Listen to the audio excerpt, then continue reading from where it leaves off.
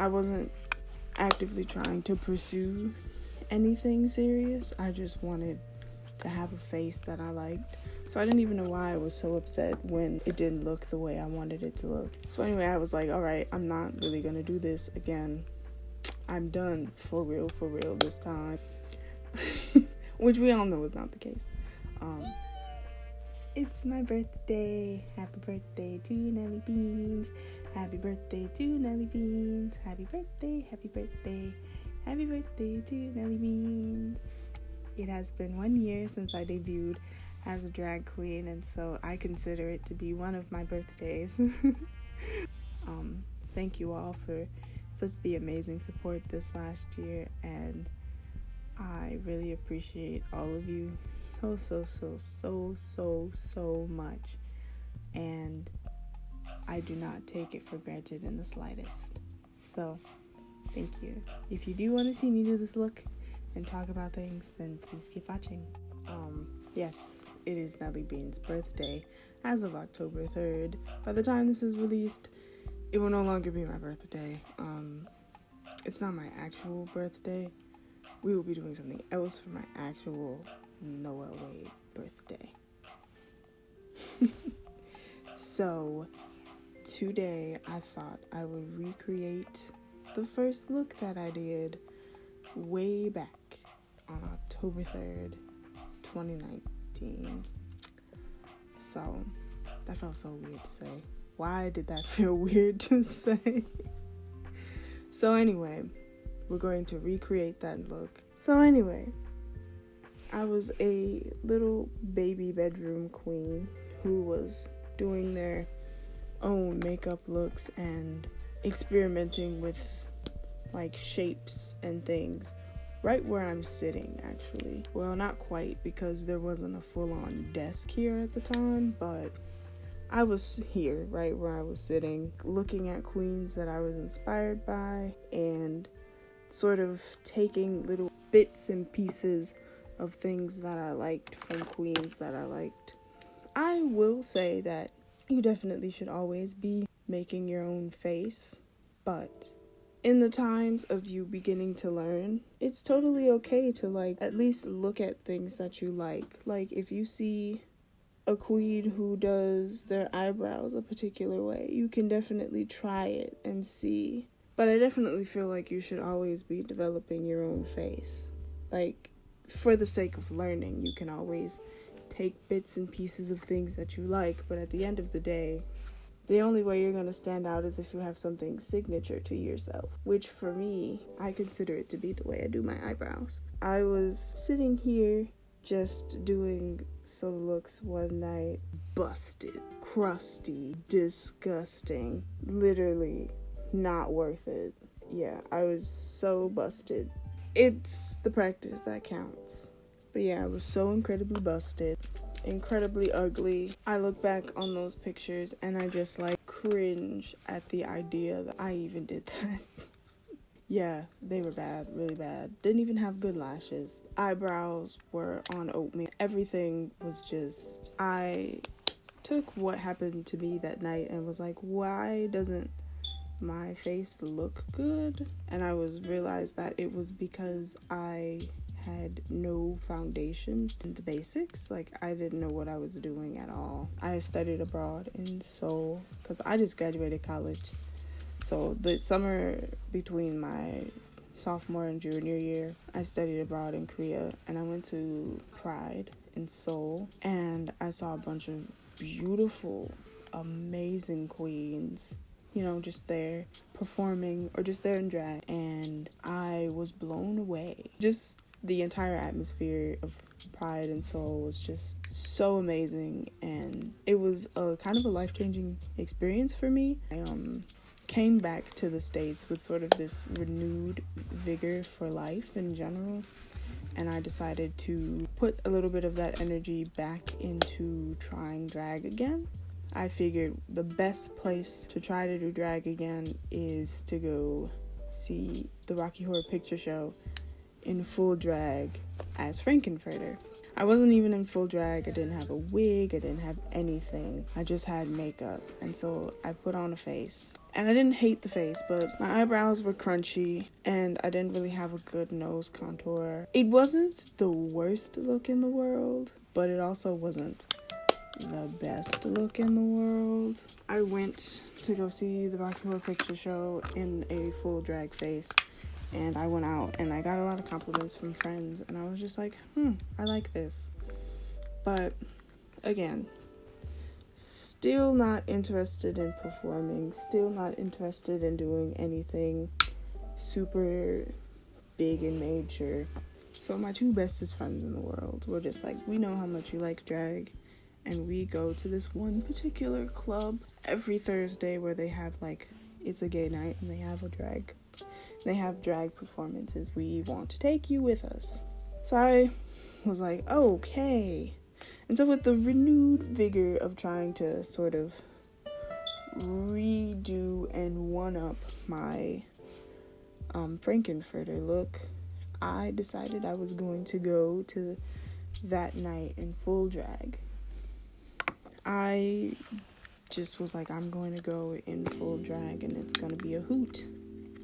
And so I show up in again, when I say full drag, I mean it very loosely.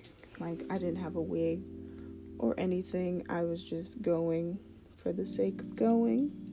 And I had on a drag face. But I considered it to be full drag because I put together a whole outfit for it and everything. So I went out to this club for the first time in a full drag face because I could and I wanted to. So I went in a full face and I was enjoying myself, enjoying the show and everything, and signed up for our cherry pop night, which is basically their first night out in drag. Well, not first night out, but first performance type of thing. You sign up for it. The place that I'm talking about is Candy Bar, or it's also called Live. The club is Live, the night is Candy Bar. Shout out to all of my Candy Bar babies. I miss you all dearly. I hope we all can meet again soon. So yeah, just a quick fast forward. Yes, I eventually become a part of the regular rotation of queens. I guess you could say that. I definitely became a part of the Candy fam. You definitely can say that. So anyway, I was out in this full look, having the absolute time of my life. I had so much fun that night. Just oodles and oodles of fun that night. And my friends were so supportive of me going out in this full look, and they were just like, you really should do it. And I was like, no, I'm not going to do it. So at this point, it is now August 2019, and I'm moving back into my dorm because I'm an RA. And back then, this was it. I did not put anything else. It was just this color, what I remember. I think maybe I'll add a little bit of this sparkly blue here. We had a little bit of the sparkly blue in it. Never mind. So anyway, now I'm moving back to campus because I was an RA and I had to move in early. So I'm on campus moving in early. One of my friends is also an RA with me, but the other one just lives in the city at this point because they have graduated. And so we all were like, yeah, we're gonna go out because it's training and training is stressful. So we all went out with some other people who were in leadership that summer and for the school year. So yeah, we all went out and I put on a full look, a full look, because at this point I had a wig, so put on a full look and I went out again. My friends being like, you should sign up for their cherry pop night, and then some queens who were performing that night were just like, I'd really love to see what you can do. And then the house mother, the person who basically is in charge of the entirety of Candy Bar and who does bookings for the shows and all of the things like that, came up to me and she said, you should do it. But I hadn't missed the September sign up, but it was way too soon for me. So I decided to sign up in the middle of September for October. Right, I bet you all were wondering when I would get to the part of actually performing. So yeah, I signed up for the October Harry Pop. I got invited to do it, which was super stressful. And like then I suddenly realized that, oh poop, I have to do it. So, because I'm not a quitter, so I wasn't going to give up or anything like that. And I was super nervous. Like I couldn't sleep. I was so stressed about it. I was like thinking about it the rest of September. It's the first Thursday of the month. So for the rest of September, I was just so stressed out, like out of my mind, stressed out. And like I couldn't even, like the day of, I barely get myself together. I had like a community center shift because again, I'm an RA. So like I had to like be in half drag so that I would be ready in time for my call time. I came in full drag. I didn't even have to, but I still do because I don't want to like be late. Like I don't want anyone to have to be waiting for me, so I always come to a gig in full drag. I came ready and like my friends were there to support me, but I was still like so nervous. Like I was still so nervous. Like I had spent the entire day like practicing and everything. I was just so nervous, and I was like talking to every single friend that I had that was coming, just like, oh my goodness, I'm so nervous, so scared. And they were just like, it'll be great, don't even worry about it. And I was just like, okay, I won't worry about it. Then I was one of the first people, so that's also why I came early in full drag, because I was one of the first people to perform. So anyway, I did my thing, got on stage, twirled. I didn't really twirl, I just did a lot of like moving, lip syncing. My lip syncing was down. I'd been practicing lip syncing for a very long time. I'm one of those people who you see lip syncing and performing on the walk to class. I was ready. I'm doing eyeliner now. I like a big old wing. So I got on stage, I did my thing, I got off stage. I was still so nervous. Literally, I was off stage. My number was done. Everything was finished with me for the night, really. And I just had to relax, and I still was so nervous. And I still don't know why. Like, I still don't know why.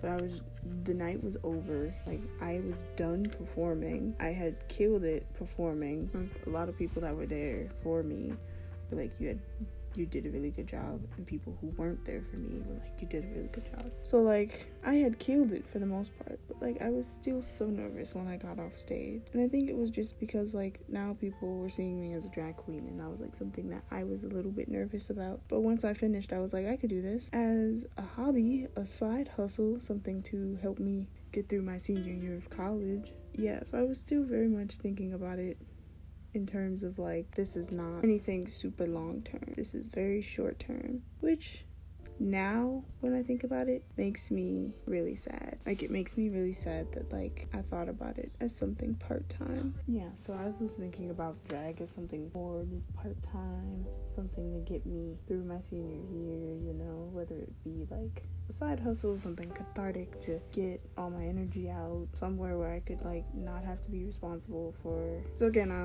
was also an RA, so like I was also thinking about like places where I could go where like I didn't have to worry about like catering to residents or having to not be on my utmost behavior.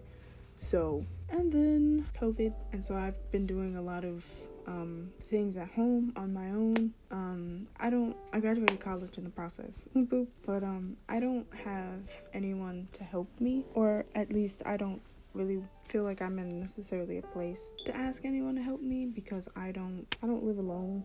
And so for me, I feel like it would be a little irresponsible to ask people to help me with digital drag things while I'm doing them at home. So I do everything myself, and I've really enjoyed it because I hate saying this, but like I have a degree in film, TV, and media studies with a focus on production.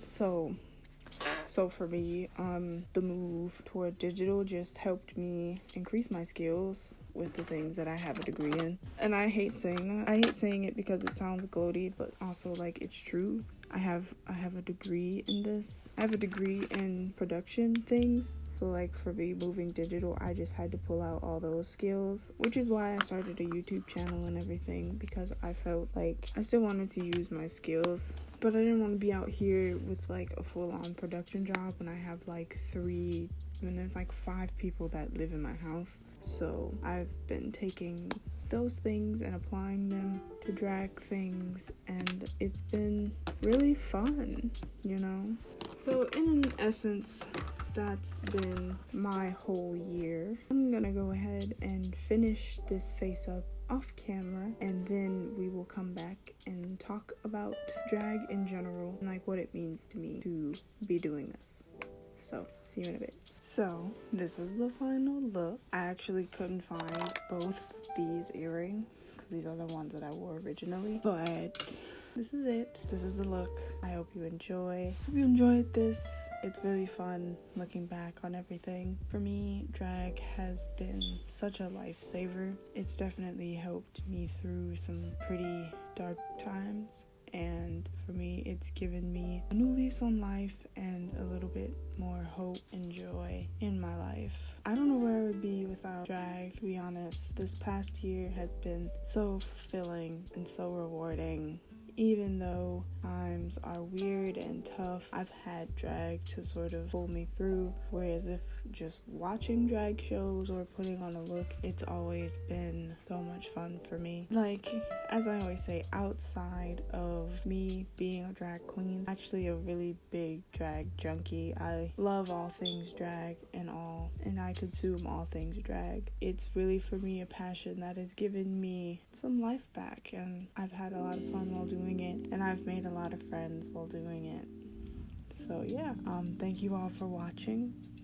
Please like and subscribe and turn on the notification bell so you get to see more of me. Also, become a patron so you can see behind the scenes things about me in terms of like how I plan my digital content, how I produce it, how I edit it, and more so venti vlog kind of things thrown in there. Also, I'll be posting some of my own art, so if you want to see it all in one place, then make sure to become a patron. All that money goes right back into making me look more like a clown, so I really appreciate it.